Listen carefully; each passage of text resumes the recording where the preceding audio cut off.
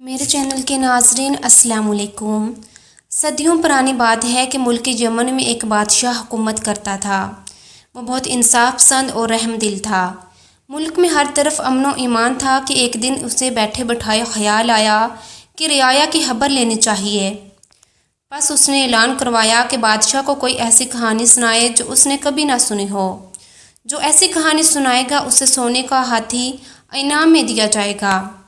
ملک میں اعلان ہوتے ہی لوگ جوک در جوک بادشاہ کو کہانی سنانے کی غرض سے آنے لگے۔ وہ بڑی مزے کی کہانیاں سناتے۔ بادشاہ سلامت کہتے، میں نے یہ کہانی پہلے سنی ہوئی ہے۔ لوگ تھک ہار کر لوٹ جاتے۔ کہانی سنانے والوں نے چڑیا سے باز مروایا، کبھی کچھوے کو خرگوش سے ہروایا، کبھی درخت پر ہاتھی چڑھا دیا، لیکن بادشاہ سلامت ہر ایک کو کہتے، میں نے یہ کہانی سنی ہوئی ہے۔ آہستہ آہستہ لوگ کم ہونے لگے۔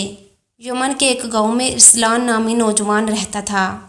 اس نے تمام باتیں سنی اور ایک نئی کہانی لے کر بادشاہ کے دربار میں پہنچ گیا۔ ہاں بے جوان، آپ کیا کوئی نئی کہانی لے کر آئے ہو؟ بادشاہ نے پوچھا۔ حضور، کہانی نہیں، ایک حقیقت لے کر حاضر ہوا ہوں، ارسلان نے عاجزی سے کہا۔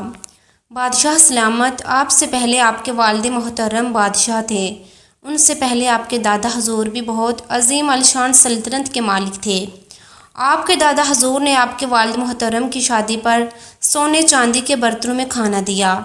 جس طرح آپ کے والد اور دادا بادشاہ تھے، اسی طرح میرے والد محترم اور دادا حضور بہت بڑے تاجر تھے۔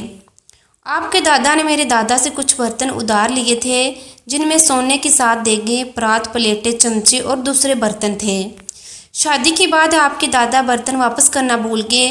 آج کل ہمارے حالات بھی کچھ بہتر نہیں، ورنہ آپ سے برتن نہ مانگتا۔